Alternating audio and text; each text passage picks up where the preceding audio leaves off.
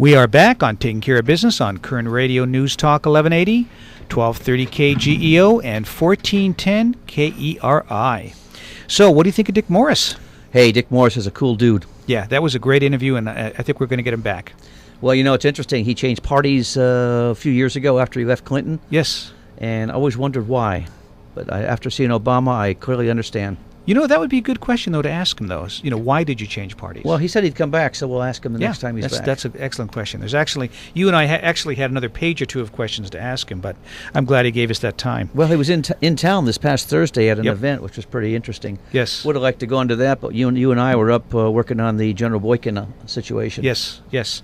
General Boykin, that was a great interview earlier today, too, in the program. And he's coming to town, as you know, July 2nd. Yes. And he's going to be giving a talk on Sharia law, the threat to America. Uh-huh. And it is quite a threat. You know, we listened to John Goldolfo, is that how you pronounce that? Something like that. Yeah. Yeah, we saw him a couple of weeks ago at the holiday at the Hodels. Mm-hmm. Couldn't believe. Scared the heck out of me. Yeah. Well, to find out more about the event with General Boykin, the phone number is 1-800-965-9324. And what are the tickets? Are they like $10 or something? $10, and if you call that number, they'll make arrangements to get you a ticket. Yeah. And it's going to be held at the Canyon Hills Church off of 178. That should be a wonderful event. If you really ever wondered about Sharia law, what it is, how it will work, and how your women will be controlled, this is where you want to go. Mm-hmm. And, you know, talking about General Boykin, for those people that don't know who he was the commander of the Green Beret of Special Operations Command. And there probably wasn't a military action in the last 40 years that this man was not involved in one way or another. And he was Army, if I remember. I have to tell you something. I did talk to his scheduler, and I said, I know the general's going to give me a hard time about being Army. And her comment was, it's the same conversation he has with Oliver North. And they go back and forth, the Army-Marine thing. So. Well, you were a Marine, I think. Yes, I was. You just forgot. You just said you were Army a second ago. No. I said they have the Army-Marine conversation back and forth. Okay. Did I say I was Army? Yeah. No. Oh, no. If I did, I really apologize. Now, the other place we went the other night, we went and visited... I went to the Tim Tebow program. Yes. What an uplifting program that was. Yes, for Hoffman Hospice. Yeah. You know, he's a very articulate young man. I mean, I really enjoyed listening to him. That was a great format where they had another... former NFL player whose wife died of cancer. Yes, and he was actually asking Tim questions, and Tim was answering the questions and elaborating on them, rather than giving a whole talk. Got to tell you, one thing that was different there, Hodels did the catering. They did a wonderful job. Mm-hmm. It's the first time that Bob had ever used the Harris meat in any of his catering. Yeah, in any of his catering events, and they did a filet mignon and it had a chicken. Wonderful meal, excellent meat, and for Bob, in case no one told you, it was a great event and great meal, and stick with the Harris beef. And you know the other thing, speaking of that meal.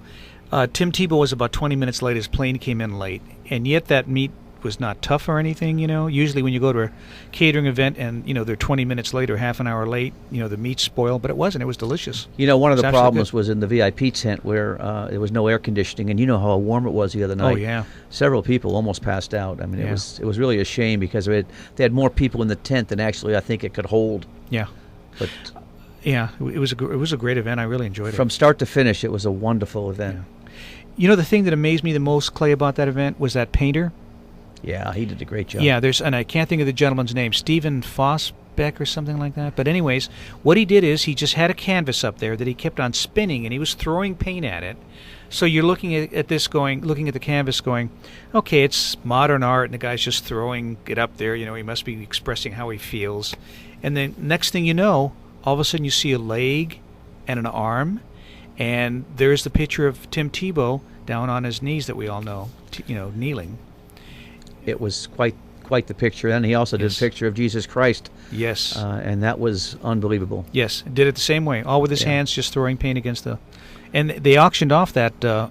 is it okay to say the number? Well, both paintings were auctioned off, and one went for $32,000, and the other went for, I think, close to $9,000. Was it $9,000 it went for? Yeah, absolutely. Pretty incredible. Nice evening for Hoffman Hospice. And I think Hoffman Hospice is planning on building a facility in town here for people, which is really stepping it up. Yeah, we should have them on. It'd be great to have them on the show.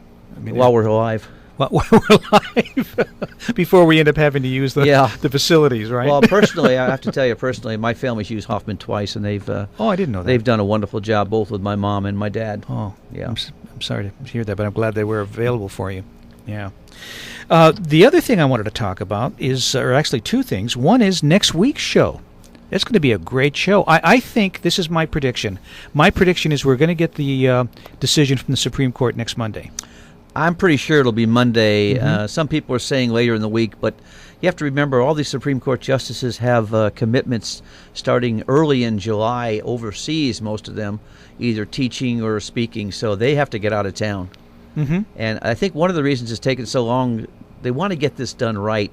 And my prediction is it's going to be a 5-4 vote, and everybody wants to get their 2 cents in on this one because they want everyone to know where they stand individually. Right. Yeah. And I think Kennedy's going to be the deciding vote on this thing. Well, why everybody says Kennedy's going to be the deciding vote? It's 5-4. There's 5 deciding votes. Well, but then again, there's 4 people you know are going to vote a particular way on either side of the issue, and Kennedy's usually the backbreaker one way or the other. And there's a couple that are going to vote that shouldn't even be voting. They should have recused themselves. That's true. That's true. So it's quite interesting. Yes, it is. So, talking about our panel next week, our next week's show, to tell us who we're going to have on speaking about Obamacare. 2 people that are extremely knowledgeable about the healthcare industry. John Nelson, he is the president of a general insurance agency out of the Westlake area. They've been doing this for many, many years. And he's also the former president of the National Association of Health Underwriters. And John's going to be talking to us. And then we're going to have the consultant to the Health Underwriters Association, Mike Belote, who will be talking to us from Sacramento. And we will be getting in the future Sally Pipes on again also to talk about the decision. But we just didn't want to have too many people on the radio at one time talking over each other. We're not CNN. We actually give people the opportunity to talk. CNN. Well, and actually, at this stage of the game, we probably have more listeners than CNN. Well, that's what I understand. I think Dick told us that off the air, didn't he? Oh, yes. So, hey, there's something else I wanted to plug, too. Go ahead, plug it. A great debate. Oh, the great debate. This is going to be the most exciting thing. As many of you know, we've got candidates running here for us. There's a couple of candidates running for the Assembly. We have someone, I think Kevin McCarthy is running again for Congress. We've got Gene Fuller running, Shannon Grove running, David Valadeo. We have Mick Gleason running against Roy Ashburn for the 1st Supervisorial District. We're going to have some city races coming up. And we're planning on having a great debate starting on the 21st of September. They'll be held at the Petroleum Club. And we're going to start at 8 o'clock to have a health fair and some business booths that people can get information about local businesses. And then start the debates at 9 o'clock, starting with the city races, then going to the county race, then the state race, the federal race, and having lunch there. And we've got a comedian coming in, a great one-liner comedian, Mr. Clean Liner. Just a great time is anticipated for all. Who we had on the show before. Yeah, Steve Woods. He was on the show. Or Scott Woods? Scott Woods, yeah, you're right. Starts with an S. Yeah, sounds like.